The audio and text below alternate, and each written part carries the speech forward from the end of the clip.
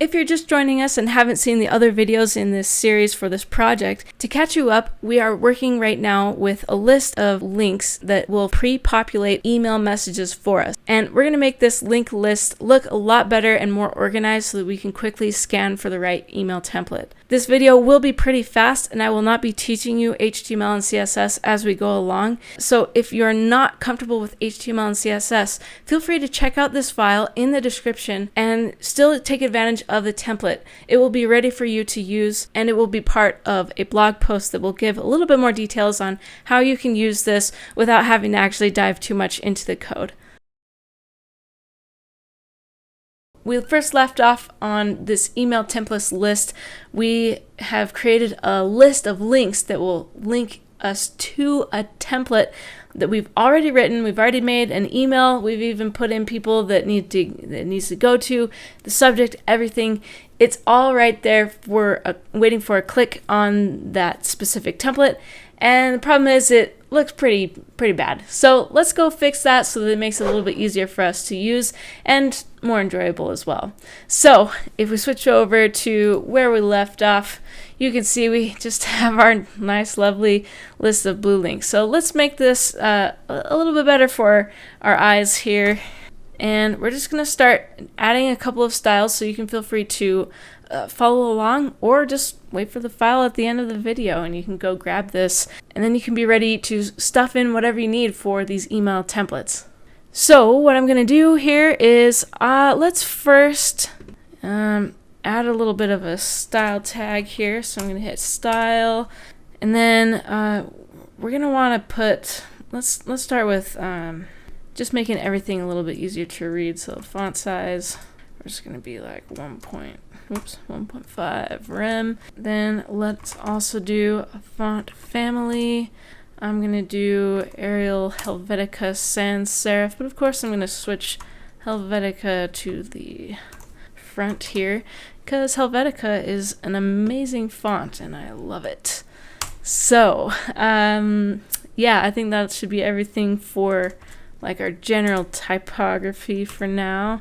And then we have a bunch of anchor tags. So this little A selector, this is the style for these links here. So let's say we don't want the color to just be that blue. Let's change it to, let's try that. And then a hover, let's just make it go a little bit darker when we hover over this. So what I'm doing here is I'm just going to click or hover over that little square, and I'm going to make it go a little bit darker when we hover over it, so that should be good. So let's save it. Let's see where we're at, and we'll refresh. So now we've got a larger, I am zoomed in, so this is what it would look like at 100%, right about there. So it's still pretty big. We could take it down to just 1 rem if you want. It just depends on what your aesthetics is and how good your eyesight is. So I'm going to zoom back in here just so that we can see. And you can see that when we hover over it, it goes to that darker blue. Might need a little bit more contrast, but that's okay. I'm not a huge fan of the underline, so let's take that off. We're just going to go text decoration. None. We're also going to want to have just a little bit. So right now we have these break tags in there, and so what I'm actually going to do is add some margin bottom so that we can space these out a little bit better. So let's just do 1 rem for now, and that's about 16 pixels. I'm going to get rid of this stuff here. I'm going to hit Control D because I've highlighted this, so I'm going to hit Control D and it'll select all of the same, anything where it's the same as what I've selected. So I'm just highlighting these breaks. I'm actually going to go to the end with the arrow, the right arrow key. I'm going to change this into a /div. Don't let it correct for you. Then I'm just going to hold, at least on the Mac, if you hold Command and then the left arrow, go do that twice, you'll go to the very top, or the very beginning of your line. And then I'm going to start this div. Stop doing that. All right. And then I'm just also going to hit Command Enter to add a little spacing in between each of those. And yeah, let's highlight this one more time. I'm actually going to give it a class template link. Okay, so now we got something to select here. So I'm going to close that off. We're going to add template link, and it is a class, so there's the period there. Now let's see if that is doing any better. There we go. So now we've got some spacing in between here. So I'm going to zoom back out just a little bit so I can get this a little bit better. Okay, so another thing that we're going to want, now that this is a little bit easier to click on and to read through, let's give it some padding here so that we're not so close to the edge. And I'm going to go in here. All right, so now all we have to do, let's put it in a container. So I'm going to say div container, get rid of this, highlight all of this, indent it, and throw that ending div tag on there. That's a note, so I know that's the container. So now I can go in here and say it's a class container. Here's our styles. We're going to say padding, let's do 2 rem and see how that looks.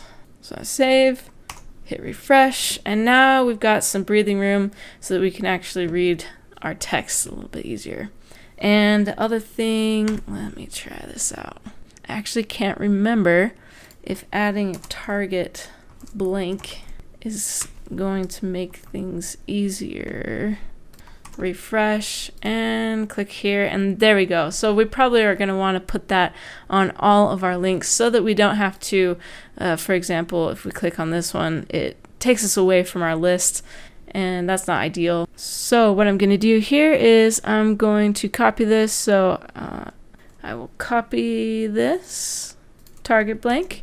We're going to hit Option click, and we're going to click at the end just before our titles. So Option click, Option click, Option click, and Command V as in Victor. And now all of our links have that ability to open in a new window, which is so much more convenient. And then let's try this out. Let's see. Make sure things are working. Awesome. There it goes. All right. So let's say we want to be able to add 2 rows here, just in case. So for whatever reason, maybe if you have too many links, or if you like having, being able to fill the space, let's go ahead and get that working for us. I'm going to add a new div here. I'm just going to call it column. We're going to put this at the end of our list here. I'm going to add a little note just so I remember. So this is our first column, and then we'll indent this to keep it nice and clean. I'm going to copy all of this column down. So this is going to be the left column, and this one will be the right column. Oops. Awesome. And so if we go over there now and check it out, it's not going to work like we expect. That's perfect. Okay. So what we're going to do is just add a little style for columns. They're going to be a width of 50%.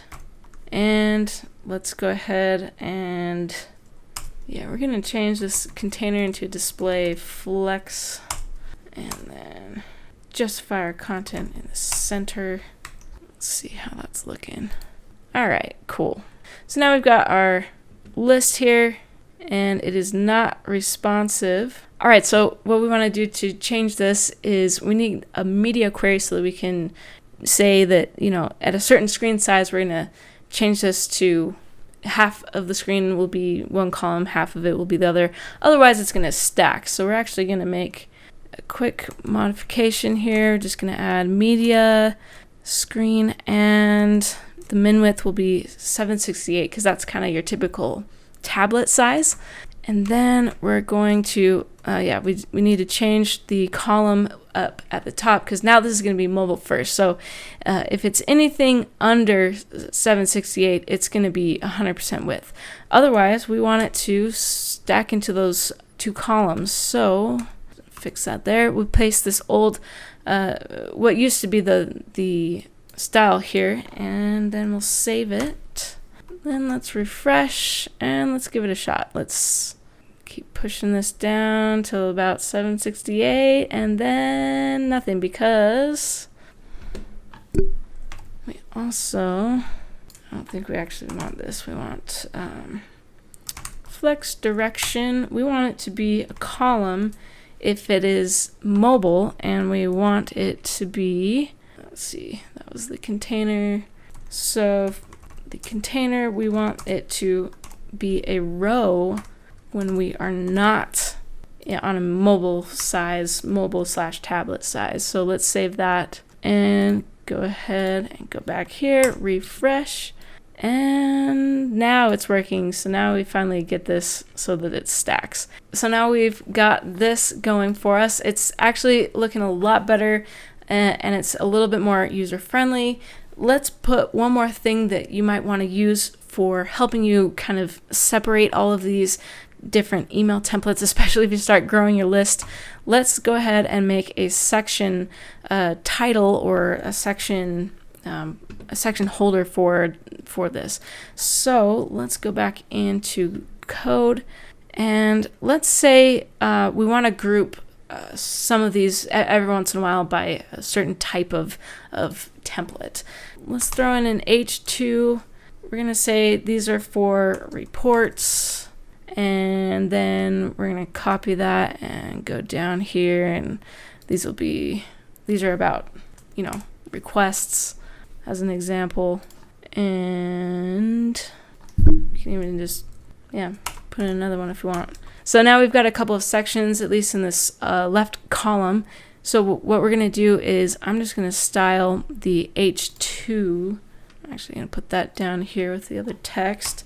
H2, let's go ahead and put a border bottom. We're going to do 2 pixels, solid, and it'll be black. And then we're also going to make sure that the color here is black. And we'll save that, and let's see how that's looking now. If we refresh. Okay, so now we've got it's a little bit easier to kind of see where, these things go under reports. Here's my requests. Here's my asks. So the first thing I'm going to do is fix the columns. So we don't want these lines to go straight all the way up to this text, because that doesn't look very good. And we're going to, get into this column class. We're just going to add some padding. Padding. And it only needs to be on the right side for now. See if that changes. We'll just do 1 rem. That's kind of where we've been at. And I'm going to shrink the template link size. Let's see, where did it go? Oh yeah, the font size. I'm going to change this. I'm just going to go back to 1 rem. That's 16 pixels. That's a pretty good text size. So I'm just going to go back there so that this will fit on the screen. So that's looking a little bit better. Now we probably will want to add some section headers as well. And this is still probably running a little bit too close up there for comfort. So let me just add a little bit more padding. Let's actually do like 5 rem. Hit save. Go back here. Refresh. Boom. There we go. That's looking a lot better actually.